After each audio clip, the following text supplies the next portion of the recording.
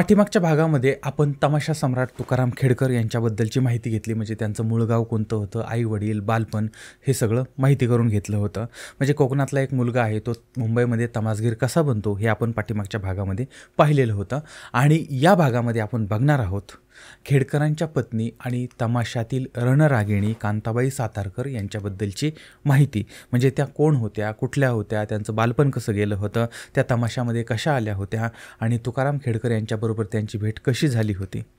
तर ती माहिती आज आपण जाणून घेणार आहोत. त्यासाठी आपल्याला जायचं आहे सातारा जिल्ह्यामध्ये. तर सातारा जिल्हा आहे, त्या ठिकाणचा एक तगडा तरुण आहे, त्यांचं नाव होतं साहेबराव कांबळे.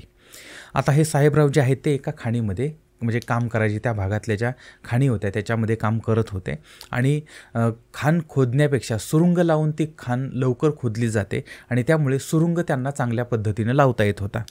आणि त्यामुळं अनेक कंत्राटदार जे होते त्यांच्याकडे ते काम करत होते. तर असंच काम करत ह्या जिल्ह्यात त्या तालुक्यात वगैरे ते काम करत असताना एका कंत्राटदाराबरोबर ते बीड जिल्ह्यामधल्या पाटोदा या ठिकाणी गेलेले होते. आता या ठिकाणी त्यांची भेट चंद्रा नावाच्या तरुणीबरोबर झाली होती. नंतर मग त्या चंद्राबरोबर ती साहेबरावांची जवळीक निर्माण झाली. त्यानंतर मग दोघं एकमेकांना आवडायला लागले आणि दोघांनी मंदिरामध्ये लग्न केलं होतं आणि नंतर त्यांचा संसार सुरू झाला होता. त्यानंतर आता हे चंद्रा आणि साहेबराव हे काही दिवस साताऱ्यामध्ये राहिले, त्या ठिकाणी त्यांनी काम केलं आणि नंतर कामासाठी ते गुजरात राज्यातील संखेडा तालुका आहे त्या ठिकाणचं तिंबा नावाचं गाव आहे त्या भागामध्ये गेलेले होते. आता हा जो परिसर आहे तो सगळा परिसर मुस्लिम बहुल भाग होता. तर त्या भागामध्ये हे दोघं राहत होते आणि यांचं सुरुंगाचं काम चाललेलं होतं, खाणीचं काम चाललेलं होतं आणि संसारसुद्धा चालू होता. यावेळेस त्यांना एक मुलगी झाली. त्या मुलीचं नाव ठेवलं होतं मदिना. म्हणजे आजूबाजूचे सगळे लोक जे आहेत ते मुस्लिम बहुल होते, परिसर होता तो, आणि त्याच्यामुळे सगळे तिला मदिना म्हणायचे आणि हेच नाव नंतर तिला दिलं गेलं होतं. दसऱ्याच्या 2 दिवस अगोदर या मदिनाचा जन्म झाला होता. पण हिचं मूळ नाव जे होतं किंवा जन्म नाव जे होतं ते होतं राही. तर अशा पद्धतीनं आता तो परिवार काही काळ त्या ठिकाणी टिंबा या भागामध्ये राहिला आणि नंतर अहमदाबादला ते सगळे आले. अहमदाबादला आले, तिथंसुद्धा काही काळ राहिले. यावेळेस त्यांना 2 मुलं झाली होती. एक मुलगी होती, नाव ठेवलं सुशीला, आणि दुसरा मुलगा होता, नाव ठेवलं श्रीरंग. तर अशा पद्धतीने संसार बहरत चाललेला होता. आणि याच काळामध्ये साहेबरावांना नको ते व्यसन लागायला सुरुवात झाली होती. म्हणजे दिवसभर ते कष्टाची कामं करत होते आणि रात्री आले की मग दारू प्यायचे वगैरे अशा पद्धतीनं ते व्यसन करत होते. आता नंतर दारू पिऊन आल्यानंतर मग बायकोला मुलीला त्रास देणं वगैरे हे सगळं चाललं होतं. त्यामुळे मग काही दिवस त्यांनी तिथं काम केलं आणि पत्नीला असं वाटायला लागलं की आपण जर गावाकडे गेलो किंवा महाराष्ट्रात गेलो तर कदाचित पतीवरती थोडासा म्हणजे दबाव असेल आणि तो दारू वगैरे पिणार नाही. आणि त्याच्यामुळे मग ते पुण्याला आले. पुण्याला येरवडा या ठिकाणी ते एका झोपडपट्टीमध्ये राहिले. त्या ठिकाणी त्यांनी काही काळ काम केलं. पण नंतर तिथून परत साताऱ्याला आले आणि साताऱ्याला आल्यानंतर तिथं ते स्थिरस्थावर झाले होते. आता यावेळेस त्यांची मुलगी मदिना जी आहे ती कळत्या वयात आलेली होती आणि 2 लहान भावंडं ती सांभाळत होती. आणि त्यामुळे आई वडील दोघंही कामाला जायचे. आणि मुलाचे पाय पाळण्यामध्ये दिसतात तशा पद्धतीनं त्या मदिनाचं झालेलं होतं. म्हणजे नकळत तिच्यातली जी नृत्यांगणा होती ती जागृत होत होती. तिला नाचण्याची आवड होती आणि कुठं गाणं लागलं की तिचे पाय थिरकायचे. आणि आजूबाजूंच्या मुलींच्या बरोबर ती मग पायामध्ये भाबळीच्या शेंगा वगैरे त्या वाळलेल्या शेंगा असायच्या आणि त्याचा छळूम छळूम छळूम असा आवाज येतो. तर त्या पद्धतीच्या शेंगा त्या पायाला बांधायच्या आणि ती नृत्य करायची. तर अशा पद्धतीनं तिच्यामधला एक सुप्त कलाकार जिवंत होत होता किंवा जागा होत होता. आता याच सुमारास त्या साताऱ्यामधील म्हणजे सातारा परिसरामध्ये नवझंकार मेळा होता आणि त्याच्यामध्ये नाचणाऱ्या मुलींची गरज होती. आणि यावेळेस मग कोणाला तरी कळलं की बाबा अशी मुलगी आहे, ती पण नाचते आहे, तिला आवडतं आहे. आणि त्यानंतर मग अशा मुलींना ते त्यांच्या मेळ्यामध्ये घ्यायचे. आणि यामुळे मदिनेलासुद्धा ती संधी मिळाली होती. आणि पहिल्यांदा ती मदिना तिनं पायामध्ये चाळ बांधले आणि ती साधारणपणे 9व्या वर्षी ती नाचायला तिनं सुरुवात केली होती. विचार करा, वयाच्या 9व्या वर्षी पायात बांधलेले चाळ, नंतर त्या मुलीच्या मृत्यूनंतरसुद्धा ते चाळ सुटलेले नव्हते. म्हणजे आयुष्यभर मग पायामध्ये चाळ बांधायला लागले होते. तर अशा पद्धतीनं तिची ती सुरुवात झाली होती. आता त्या काळामध्ये अहिरवाडी हा जो भाग आहे तर त्या भागामधील दोन प्रसिद्ध कलाकार होते. एक होते सर्जेराव आणि दुसरे होते बाबूराव अहिरवाडीकर. तर हे दोघं कलाकार यांना या मदिनाबद्दल समजलेलं होतं की ही एक मुलगी आहे, तिला नाचण्याची आवड आहे आणि अहिरवाडीकर यांनासुद्धा नाचणाऱ्या मुलींची गरज होती. कारण त्या काळामध्ये अनेक म्हणजे असं नाचा वगैरे असायचे ना, ते सुंदर मुले जी असायची तीच स्वतः मुलींचे कपडे घालायचे आणि तिथं ते डान्स करायचे. आणि ज्या तमाशामध्ये ओरिजिनल मुली असायच्या त्या तमाशाला जास्त मागणी होती आणि त्याच्यामुळे अहिरवाडीकर जे होते तर त्यांनी मग मदिनेला आपल्या तमाशामध्ये घेतलं आणि तिच्याबरोबर ती 6 महिन्याचा करार केला आणि या 6 महिन्यामधला तिचा पगार होता 24 रुपये. म्हणजे 6 महिन्याचा मिळून तिचा पगार होता 24 रुपये आणि त्या काळी हे पैसेसुद्धा जास्त होते आणि आपल्याला तब्बल 24 रुपये मिळणार हे बघितल्यानंतर ती मदिना हरकून गेलेली. एवढ्या लहान वयामध्ये 9-10 वर्षाची असताना तिला एवढे पैसे मिळणार आणि आईबाप वर्षभर काम करूनसुद्धा जेवढे पैसे मिळवत नाहीत तेवढे पैसे हिला काही महिन्यामध्ये मिळणार होते. त्यामुळे घरचे खुश होते, मुलगी खुश होती आणि दुसरीकडे तमाशामध्ये साक्षात बाई आहे आणि ही बाई बघण्यासाठी मग त्या तमाशाला गर्दी व्हायला लागली.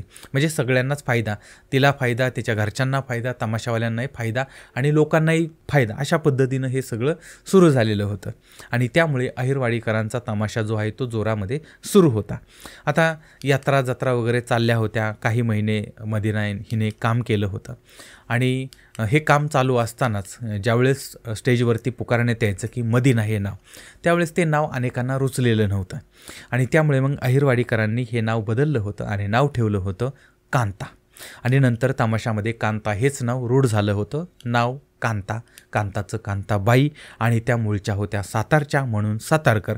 अशा पद्धतीने कांताबाई सातारकर हे नाव तमाशा क्षेत्रामध्ये अजरामर झालेलं होतं. तर कांताबाई यांनी 6 महिने अहिरवाडीकर यांच्याकडे काम केलं आणि त्यांचा करार जो होता तो संपला. त्याच्यानंतर मग शिवराम आणि भिवराम बाबर जे आहेत बंधू, तर यांचा तमाशा होता शिवभीमाचा तमाशा. तर त्या तमाशामध्ये यांनी काम करायला सुरुवात केली, कांताबाईंनी काम करायला सुरुवात केली होती. आणि यानंतर वगनाट्य लेखक आणि प्रसिद्ध तमासगीर होते बाबूराव पुणेकर. तर यांच्याबरोबरसुद्धा कांताबाई यांनी काम केलं होतं आणि कांताबाईंनंतर सातारा सोडून पुण्यामध्ये पण आल्या होत्या आणि पुण्यामध्ये आर्यभूषण थिएटरमध्ये त्यांनी त्या ठिकाणी त्या पुणेकर यांच्या तमाशामध्ये काम केलेलं होतं, डान्स केलेला होता. आणि काही दिवसानंतर कांताबाईंना असं वाटायला लागलं की अरे आपण आता मुंबईला जाऊया, कारण मुंबईमध्ये मोठ्या प्रमाणात आपल्याला स्कोप मिळू शकतो, संधी मिळू शकते. आणि त्यानंतर त्या मुंबईला आल्या होत्या आणि या ठिकाणी त्यांची भेट झाली होती दादू इंदुरीकर यांच्याबरोबरती. आता दादूंच्या तमाशामध्ये मग त्यांनी काम करायला सुरुवात केली होती. आता त्या काळामध्ये मुंबईमधलं न्यू हनुमान थिएटर होतं, त्या ठिकाणी दादू इंदुरीकर यांचा तमाशा चाललेला होता आणि त्याचबरोबर ते तुकाराम खेडकरसह पांडुरंग मुळे यांचासुद्धा तमाशा चालू होता. आता या ठिकाणी कांता आणि तुकाराम यांची भेट झालेली होती. दोघंही तरुण होते, नकळत दोघंही एकमेकांच्याकडे ओढले गेलेले होते. एक अनामिक ओढ त्यांच्यामध्ये निर्माण झालेली होती आणि कांता तरुणपणाच्या उंबरठ्यावरती होती. 4 चौघीमध्ये उठून दिसेल अशा पद्धतीचं त्याचं सौंदर्य होतं.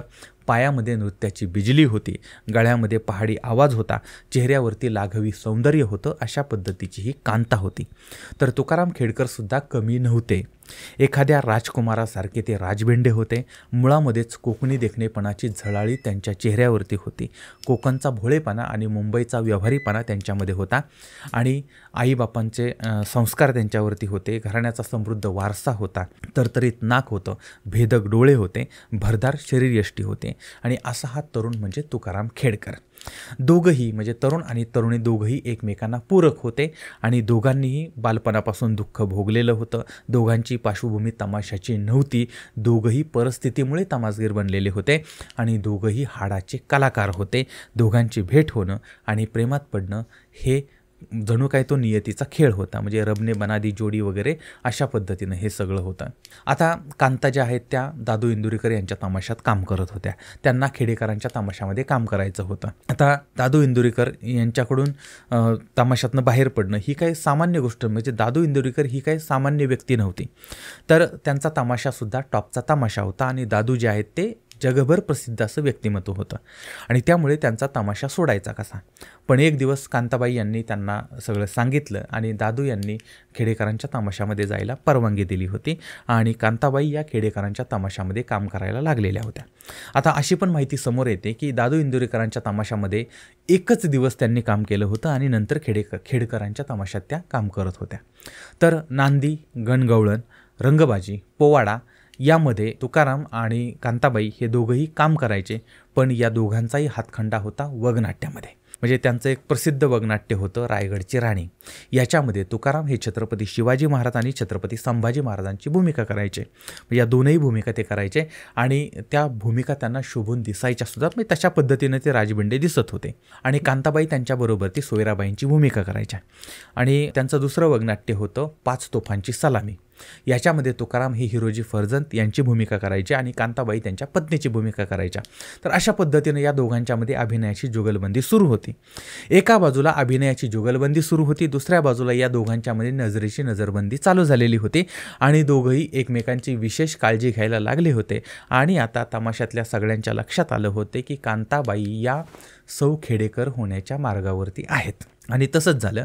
पैठण या ठिकाणी नाथांच्या मंदिरामध्ये शिमग्याच्या नंतर नाथषष्ठीला या दोघांनी लग्न केलेलं होतं आणि आता कांता या सौभाग्यवती कांताबाई तुकाराम खेडकर बनलेल्या होत्या. सौभाग्याचं लेणं माथ्यावरती मिरवत नव्या जीवनाला त्यांनी सुरुवात केलेली होती. आता एका बाजूला तमाशा, दुसऱ्या बाजूला संसार हे सगळं सुरू झालं होतं. आणि पुण्यामध्ये आर्यभूषण थिएटरमध्ये त्यांचा तमाशा चालू होता. याच काळामध्ये कांता यांच्या पोटामध्ये दुखायला लागलं. ताराचंद हॉस्पिटलमध्ये त्यांना दाखल करण्यात आलं होतं आणि त्या ठिकाणी त्यांना एक मुलगी झाली. मुलीचं नाव ठेवलं अनिता. नगरमध्ये त्यांना नंतर दुसरी मुलगी झाली, नाव ठेवलं अलका. अलका या 7 महिन्याच्या होत्या. त्याच वेळेस त्या जन्माला आलेल्या होत्या. म्हणजे 9 महिने पूर्ण व्हायच्या अगोदरच त्यांचा जन्म झाला होता. त्यामुळे सगळ्यांनी त्यांची काळजी घेतली होती. एक छोटंसं बाळ त्यावेळी जन्माला आलेलं. पण नंतर त्या बाळानं तमाशा क्षेत्रामध्ये मोठं नाव कमवलेलं होतं. तर त्यानंतर त्यांना एक मुलगा झाला होता, नाव ठेवलं होतं रघुवीर. आता रघुवीर या नावाचा इतिहाससुद्धा मोठा रंजक आहे. हे नाव का ठेवलं होतं तर या बाबतीत आपण माहिती रघुवीर खेडकर यांच्यावरती एक स्वतंत्र व्हिडिओ बनवला आहे. म्हणजे तो आता येणारच आहे पुढच्या किंवा त्याच्या पुढच्या भागात येईल. तर त्या भागामध्ये आपण रघुवीर खेडकर यांच्यावरती बोलणार आहोत. तर रघुवीर खेडकर यांच्यानंतर मुंबई दौऱ्यावरती असताना कांताबाई यांना 4थी मुलगी झाली होती. त्यांचं नाव ठेवलं होतं मंदाराणी. तर अशा पद्धतीनं 4 मुलं होती, पती पत्नी होते, सुखाचा संसार चाललेला होता. तमाशासुद्धा जोरात चाललेला होता. पण आता जे घडणार होतं ते कोणालाही स्वप्नातही वाटलेलं नव्हतं, कोणालाही स्वप्नात कल्पना आलेली नव्हती. जो माणूस अत्यंत धडधाकट होता, निरोगी होता, सगळ्यांना प्रेरणादायी होता, सगळ्यांना हवाहवासा होता, तेच तुकाराम खेडकर यांचा दुर्दैवी मृत्यू होणार होता. आता हा मृत्यू कसा झाला होता, किती दुर्दैवी त्यांचा शेवट होता. म्हणजे 4-5 वर्षाचा मुलगा आणि सरणावरती निजलेला त्याचा बाप, हे किती विदारक असं हे दृश्य होतं. कांताबाईंच्या संसाराला कशी दृष्ट लागणार होते आणि पतीचं दुसरं लग्न आहे, त्या लग्नामध्ये यांना कलवरीसारखं जावं लागणार होतं, त्यांना सवत येणार होते आणि अचानकपणे पतीसुद्धा निघून जाणार होते. आता ही सगळी दुर्दैवी घटना जी आहे ती आपण पुढच्या भागामध्ये बघणार आहोत. तेव्हा पुन्हा भेटूया तुकाराम खेडेकरांचा दुर्दैवी मृत्यू या भागामध्ये. तोपर्यंत धन्यवाद.